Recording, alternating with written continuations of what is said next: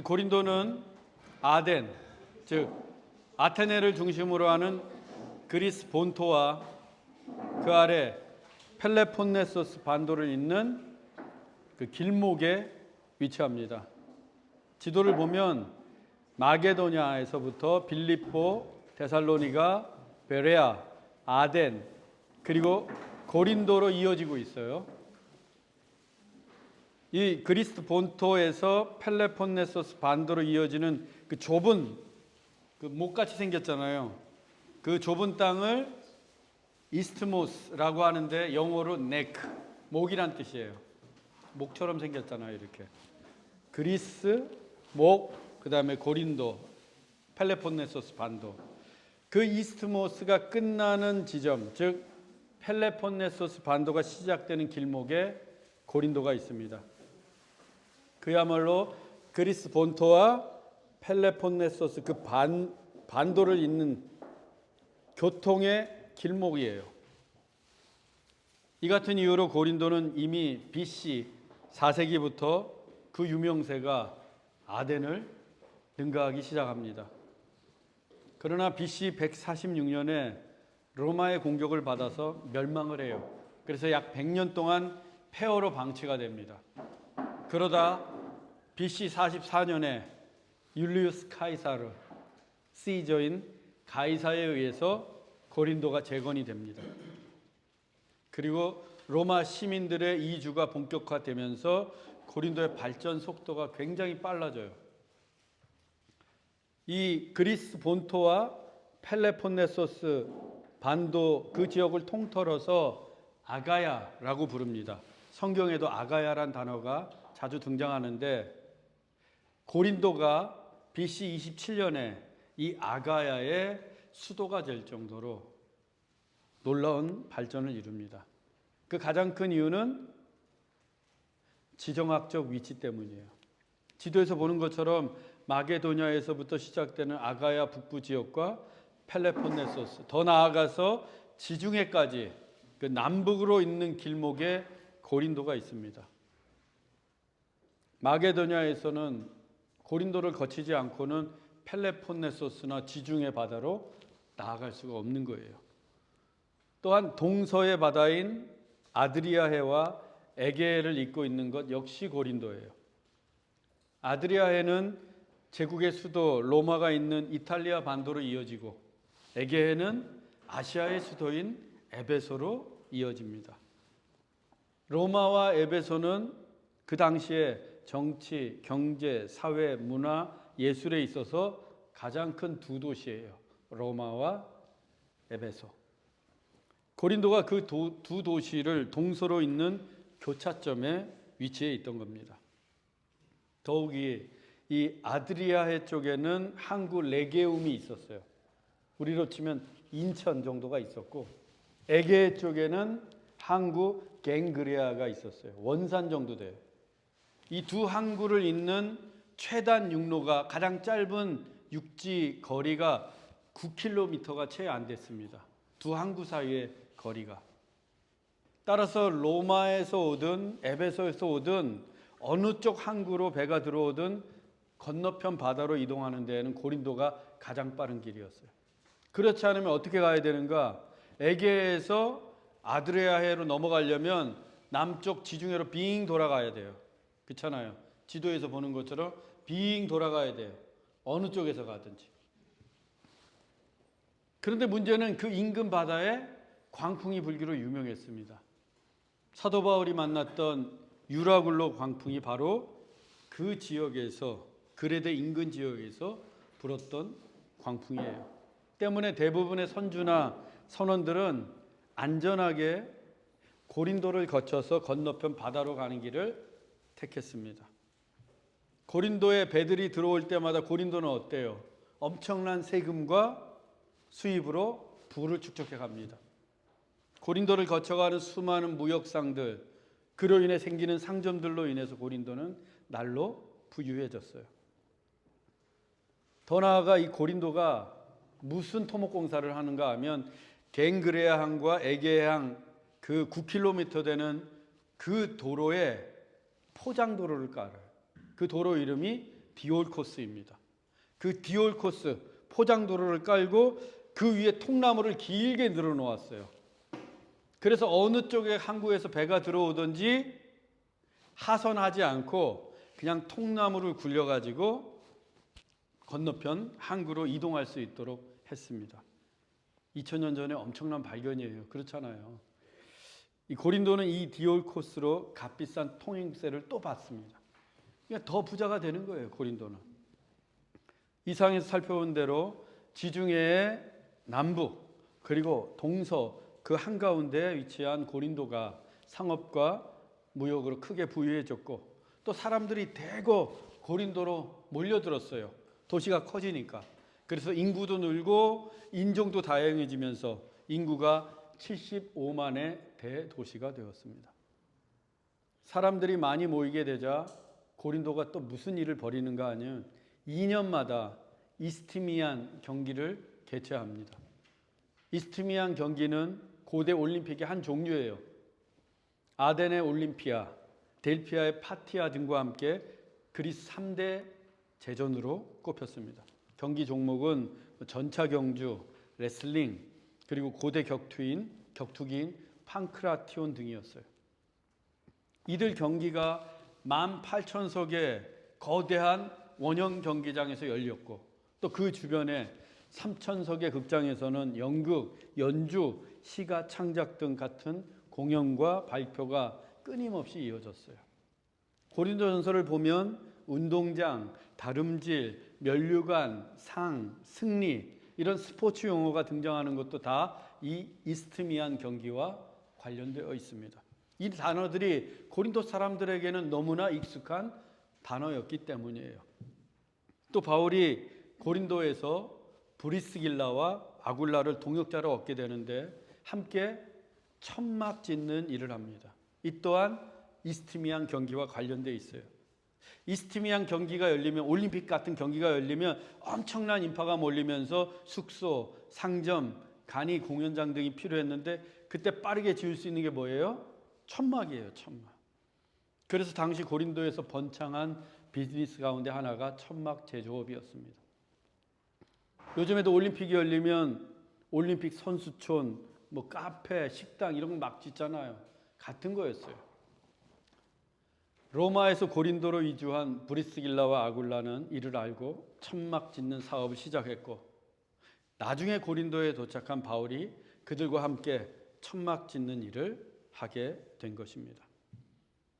또 고린도는 문화적으로도 로마에 버금가게 되는데 그 중에서도 건축 양식이 유명했어요.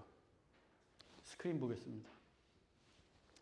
고대 3대 건축 양식이 도리아식, 이오니아식, 그리고 코린트식입니다. 세계사 시간 혹시 생각나세요? 이오니아식, 도리아식, 코린트식.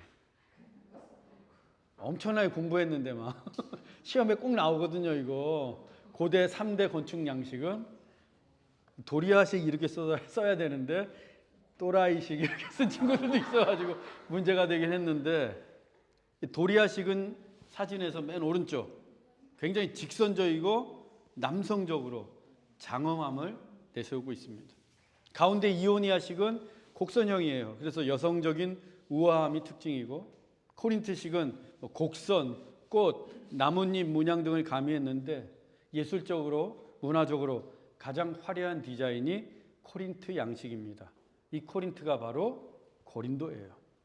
이 또한 탁월한 지정학적 위치로 동서남북의 모든 문화와 예술을 흡수한 결과라고 할 수 있습니다. 그 다음 고린도 종교. 다음 스크린 보겠습니다.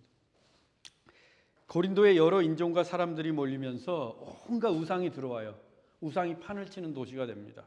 그중 고린도 최고의 신은 사랑의 여신인 아프로디테였습니다. 우리가 잘 아는 그림이죠. 아프로디테. 우리 중고등학교 다닐 때 모든 남학생들의 로망이었어요. 로마에서는 저 아프로디테를 비너스라고 불렀습니다. 비너스.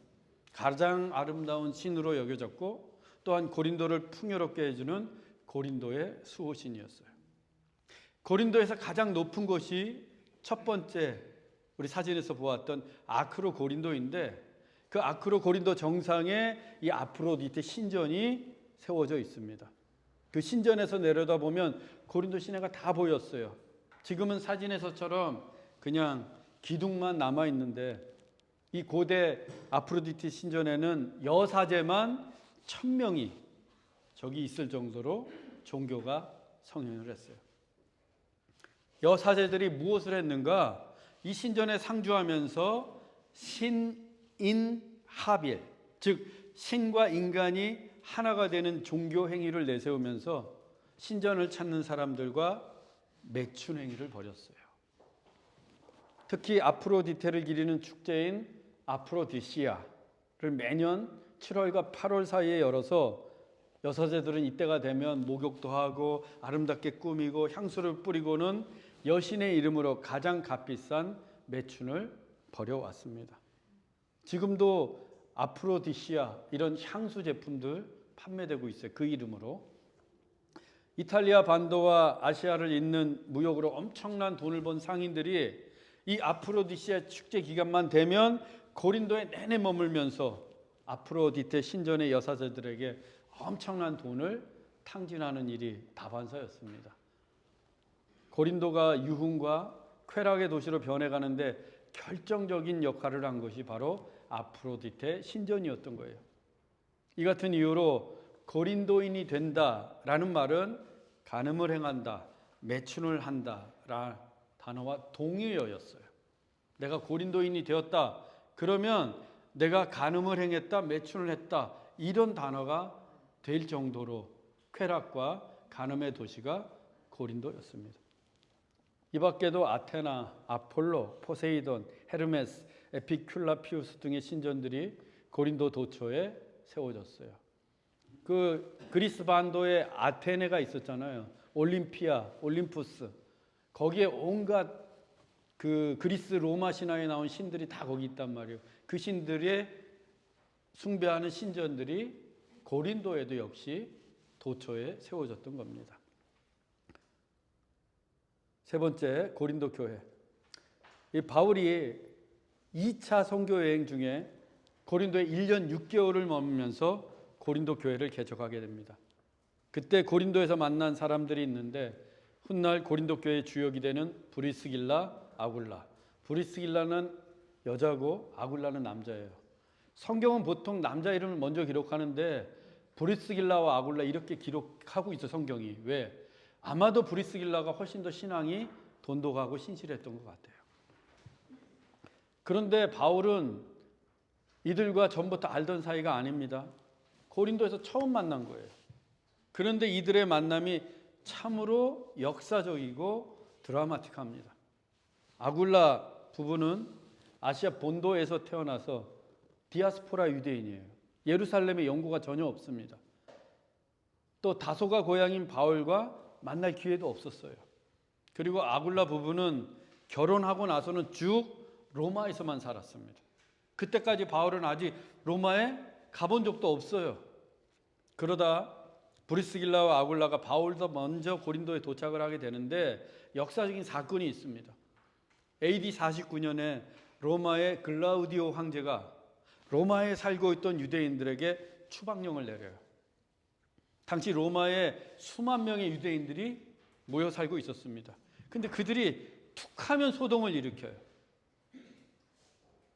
로마 제국에 대항하는 폭동도 있었고 또 유대인과 그리스도인들 사이에서 적잖은 소란과 소동도 있었습니다.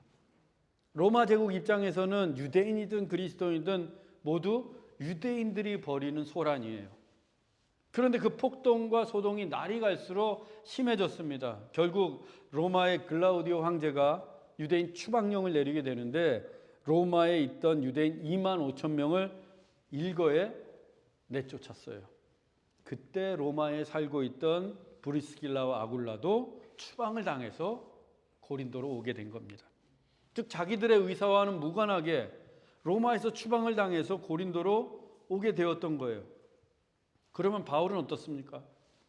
바울은 당시 2차 선교 여행 중이라고 했어요. 데살로니가에서 베레아 그리고 아덴을 거쳐서 고린도로 오게 됐어요. 마게도냐에서 쭉 내려와서. 그런데 그 여정은 바울의 뜻이 아니었습니다. 바울의 2차 선교 계획 속에는 아덴이 없었어요. 고린도도 없었습니다. 바울의 선교지는 환상을 보았던 마게도냐 일대예요. 그런데 바울이 데살로니가에서 복음을 전하다가 유대인들에 의해서 쫓겨나서 베레아로 피했습니다. 그런데 베레아에서도 유대인들이 선동하고 위협 때문에 급히 배를 타고 아덴으로 피했어요. 아덴에서 열심히 예수님의 부활을 설교했는데 아덴이란 도시는 부활이 없다고 믿는 도시예요. 그래서 그 아덴에서도 추방을 당해서 하는 수 없이 고린도로 오게 된 겁니다. 즉 바울이 고린도에 오게 된 것도 바울의 뜻이 아니었어요. 쫓겨나고 추방을 당해서 오게 됐습니다.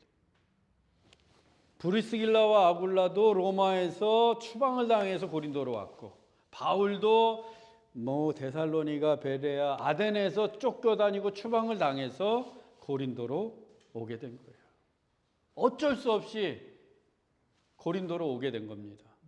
그런데 그 어쩔 수 없이 온 고린도에서 생면부지의 바울과 아굴라 부부가 만나게 됩니다. 하나님이 그들을 만나게 하신 거예요. 이들은 각기 다른 곳에서 서로 다른 이유로 추방을 당했고 서로 다른 역사적 정황 속에서 어쩔 수 없이 고린도에 오게 되었습니다. 그것도 인구 75만의 거대한 도시 고린도에. 그런데 하나님께서 핀셋으로 집어내듯 평생의 동역자 바울과 아굴라 부부를 딱 집어서 고린도에서 만나게 하신 겁니다. 기적이에요. 기적. 고린도가 인구 75만의 대도시라고 했습니다. 75만 불의 일의 만남이 그 시대에 쉬운 일이겠어요? 하나님이 만드신 기적입니다. 하나님이 그들을 기적적으로 만나게 하셨어요. 왜? 고린도 교회를 위해서. 고린도 교회를 세우시기 위함이었습니다. 바울은 브리스길라 아굴라와 함께 고린도 교회를 개척하게 됩니다. 얼마나 놀라운 하나님의 섭리예요. 쫓겨다니면서 왔는데 생년부지의 사람들이 만나서 교회를 세워요. 바울이 1년 6개월 동안 고린도에 머물면서 쓴 편지, 로마 교회를 향해서 쓴 편지가 있어요. 고린도에 1년 6개월을 머물면서 로마 교회를 향해 편지를 씁니다. 그게 바로 복음의 진수를 담고 있는 로마서예요. 그런데 바울이 쓴 나머지 서신서들은 다 바울이 개척한 교회들에 보낸 서신서입니다. 갈라디아 교회는 바울이 개척했잖아요. 보낸 거예요. 에베소 교회도 마찬가지고 빌립보 교회도 마찬가지고. 근데 로마서는 아니에요. 바울이 개척한 교회가 아닙니다. 로마 교회인데 바울은 아직 로마에 가보지도 않았어요. 가보지도 않고 로마서를 써보낸 겁니다. 어떻게 바울이 로마에 대해서 알고 그 로마서를 쓸 수 있었겠어요? 브리스길라와 아굴라 때문이에요. 로마에서 온 이들 부부를 통해서 로마를 손바닥 보시듯이 훤히 알 수 있었기 때문입니다. 얼마나 신비로운 만남이에요. 그래서 우리의 만남은 우연이 아닌 거예요. 바울과 브리스길라와 아굴라가 이 기적과 같은 일들을 연이어 겪으면서 얼마나 행복했겠습니까? 날마다 감격했을 것 같아요. 하나님의 일을 경험하면서. 그들의 평범한 일상에서 때밀리고 추방당한 고난의 일상에서 하나님의 섭리는 그렇게 아름다운 꽃을 피우고 있었습니다. 바울과 아굴라 부부는 또 생업이 천막 만드는 일로 같았어요. 이 당시 유대 랍비들은 율법을 가르치는 일 외에 한 가지 이상의 기술을 습득하도록 했습니다. 바울도 랍비의 전통에 따라 천막 만드는 기술을 배웠어요. 바울이 천막 제조 기술을 익히게 된 것은 그의 고향인 다소와 깊은 관련이 있습니다. 이 다소는 천막의 주 재료인 염소털 직물 그리고 천막 제조 이런 걸로 굉장히 유명한 도시였습니다. 그래서 다소 사람들은 누구나 천막 제조 기술을 쉽게 익힐 수 있었어요. 고대 문헌에 따르면 바울의 부모도 천막 제조업에 종사를 했고 그 천막 제조 기술을 바울에게 전수했다고 전해지고 있습니다. 바울이 훗날 유대의 랍비가 되기를 바라는 마음으로 그러니까 아버지가 막 유학도 보내잖아요. 가말리엘 문화로 율법 좀 배우라고. 그리고 집에서는 천막 만드는 거 가르치고 너는 훌륭한 유대인 랍비가 되어야 돼, 스승이 되어야 돼 이러면서. 그런데 쫓겨서 혼자 고린도에 오게 됐어요. 같이 갔던 디모데도 동역했던 사람들도 다 없이 혼자서 왔어요. 고린도에 이때. 그곳에 아는 사람이 없잖아요. 자기를 도와줄 사람도 없어요. 빌립보에서는 누가 도와줬어요? 루디아. 데살로니가에서는 헬라의 귀부인들과 야손. 베레아에서는 호상한 믿음의 형제들이 바울을 도왔습니다. 그런데 고린도에 와보니까 아무도 없어요. 바울은 당장 생계부터 해결해야 했습니다. 다행히 천막 제조 기술이 있어서 찾아간 곳이 천막 만드는 공장인데 그곳에 누가 있어요? 브리스길라와 아굴라가 있던 거예요. 같은 유대인이. 놀라운 하나님의 섭리입니다. 생각해 보세요. 만일 바울이 다소에서 태어나지 않았다면, 바울의 아버지가 천막 만드는 법을 가르쳐 주지 않았다면, 바울이 계획에도 없던 고린도에 오지 않았다면, 브리스길라와 아굴라가 로마에서 쫓겨날 때 그 수많은 제국의 도시 중에 고린도로 오지 않았다면, 그리고 고린도에 와서 천막 비즈니스를 시작하지 않았다면, 이 과정 중에 단 하나만 빠져도 그들은 서로 만날 수가 없었습니다. 즉 고린도 교회가 존재할 수 없었다는 거예요. 고린도 교회는 이처럼 요동치는 역사의 한복판에서 하나님의 치밀하신 섭리 가운데 이루어진 것입니다. 그동안 바울은 가는 도시마다 복음을 탁 전하고 잠깐 머물다 떠나는 단기 선교 위주로 선교 활동을 했습니다. 하지만 고린도에 오게 된 바울은 고린도에 살면서 복음을 전해야겠다라고 마음먹었어요. 그래서 직업도 구한 겁니다. 그 이유는 아덴에서의 경험 때문이에요. 단기 선교로는 우상에 깊이 물든 사람들을 개종시키는데 어려움이 많았어요. 단지 한두 번의 설교로 오랫동안 우상을 숭배하고 신화에 젖어있던 그들을 설득하거나 예수님을 믿게 할 수 없었습니다. 오히려 아덴에서처럼 추방을 당하거나 역효과가 날 수도 있었어요. 그래서 바울은 고린도에 오랫동안 머물기로 작정을 하고 아굴라 부부와 함께 살면서 일을 했던 겁니다. 그렇게 주중에는 천막 만드는 일을 하고 또 안식일이 되면 회당을 찾아가서 예수 그리스도의 복음을 전했어요. 그러는 사이에 이제 예수 믿는 사람들이 조금씩 생겨나면서 따로 모이게 됩니다. 회당이 아닌. 어디에서 모였을까요? 브리스길라와 아굴라 집에서 모입니다. 브리스길라와 아굴라 집은 자연스럽게 교회가 되었어요. 고린도 교회. 바울이 고린도에 머문 기간이 1년 6개월이라고 했습니다. 18개월. 데살로니가에 머물렀던 기간은 3주밖에 되지 않았어요. 그런데 고린도에서는 1년 6개월이나 머물렀습니다. 당연히 아굴라 부부의 헌신도 1년 6개월 동안 지속되었어요. 즉 1년 6개월 동안 자기의 집을 교회로 내어놓고 고린도 교회에 헌신했던 겁니다. 그 긴 시간 동안 아굴라 부부에게 아무런 위험이 없었겠어요? 1년 6개월 동안 교회가 평안하기만 했겠습니까? 아니에요. 바울은 어디를 가든지 유대인들이 위협했습니다. 따라서 고린도에서도 유대인들이 바울을 대적하고 고린도 교회를 비방하고 고린도 교인들을 위협했어요. 1순위가 바울이면 2순위가 누구예요? 브리스길라와 아굴라입니다. 교회를 집으로 내어놓은 브리스길라와 아굴라가 블랙리스트 넘버 2였어요. 그래서 바울이 훗날 로마 교회 성도들에게 아굴라 부부를 이렇게 소개합니다. 로마서 16장 3절로 4절입니다. 너희는 그리스도 예수 안에서 나의 동역자들인 브리스가와 아굴라에게 문안하라. 그들은 내 목숨을 위하여 자기들의 목까지도 내놓았나니. 바울이야 이미 목숨을 걸고 예수님을 전하기로 한 사도입니다. 그래서 아예 나는 날마다 죽노라 라고 외치고 다녔어요. 하지만 아굴라 부부는 달라요.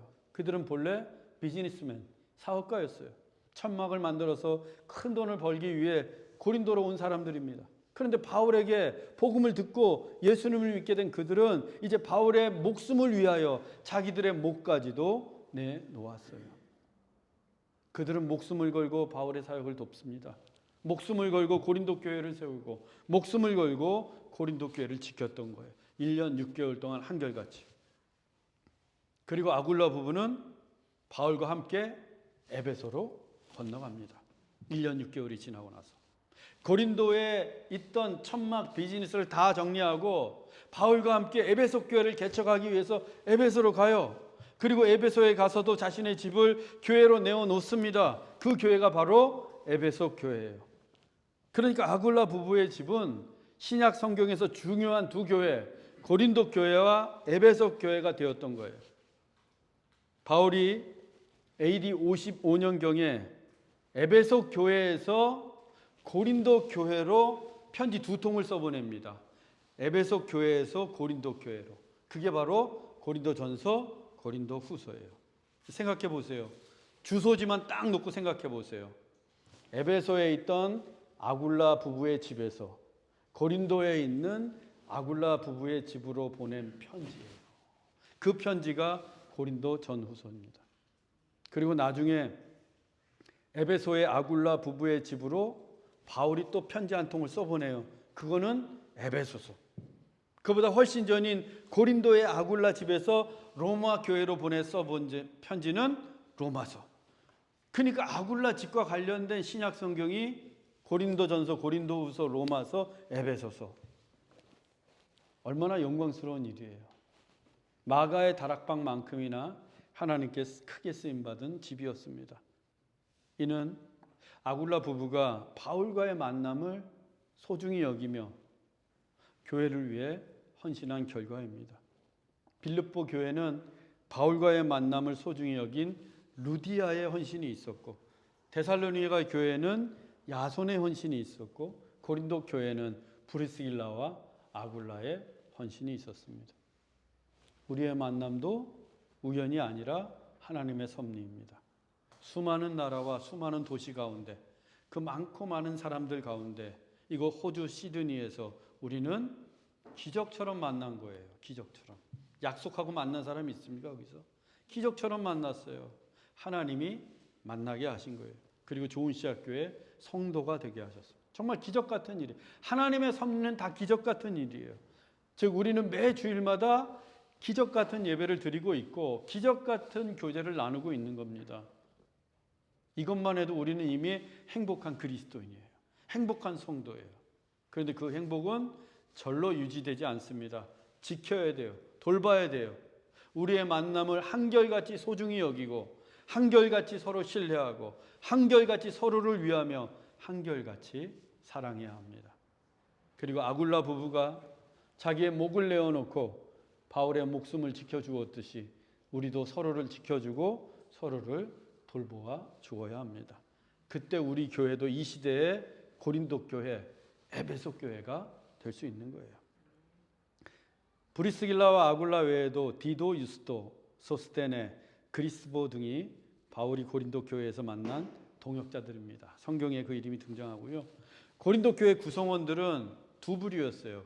크게 경제적으로만 봤을 때 재무관, 회당장, 사업가, 큰 집을 가진 부자들이 있는 상류층 그룹이 있었고 가난한 이민자, 노예, 문벌이 좋지 않은 자 등 소외계층들도 있었습니다. 그리고 많은 이민자들이 왔다 그랬잖아요. 이 같은 민족, 계층, 문벌의 차이가 향후 고린도 교회가 분열하고 분파되는 결과로 나타나게 됩니다. 네 번째 고린도전서 집필 목적. 고린도전서 1장 11절입니다. 내 형제들아 글로에의 지편으로 너희에 대한 말이 내게 들리니 곧 너희 가운데 분쟁이 있다는 것이라.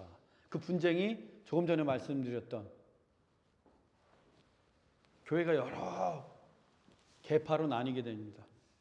바울은 고린도 교회의 글로의 집 사람들을 통해서 고린도의 상황이 어떠한지를 접하게 돼요.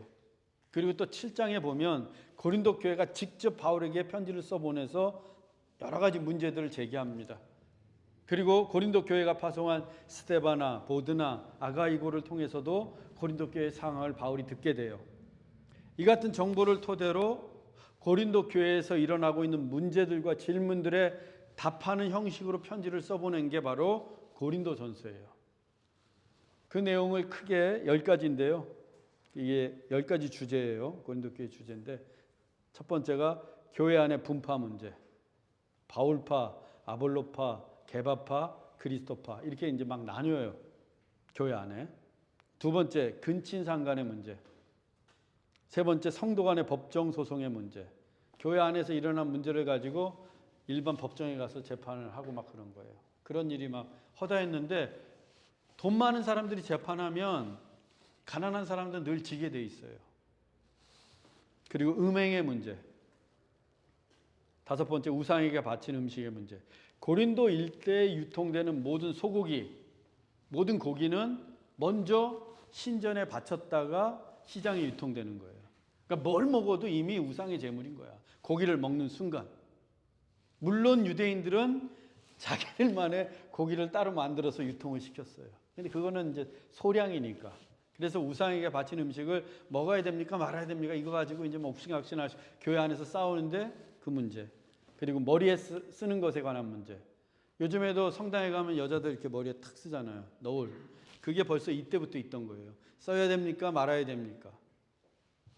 일곱 번째, 성만찬의 문제. 성만찬의 문제는 그때 지금은 교회에서 다 준비해요. 떡과 잔을.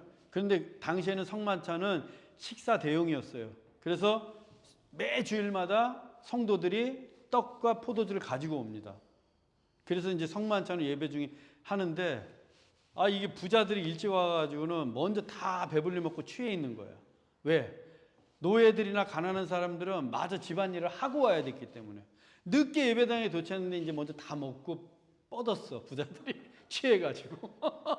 그래서 막 고린도전서에 술 취하지 말라 막 이런 얘기 나오는 거예요. 바울이 설교하러 딱 갔는데 다 취해 있는 거야. 그래서 성령의 은사에 관한 문제. 이게 막 방언이 최고인 줄 알고 예배 시작되자마자 이 사람 저 사람 여기서 막 방언이 난리가 나는 거예요, 지금. 설교도 못하게 막 방언을. 그래서 통역하는 사람 없으면 방언하지 마. 바울이 그랬던 거예요.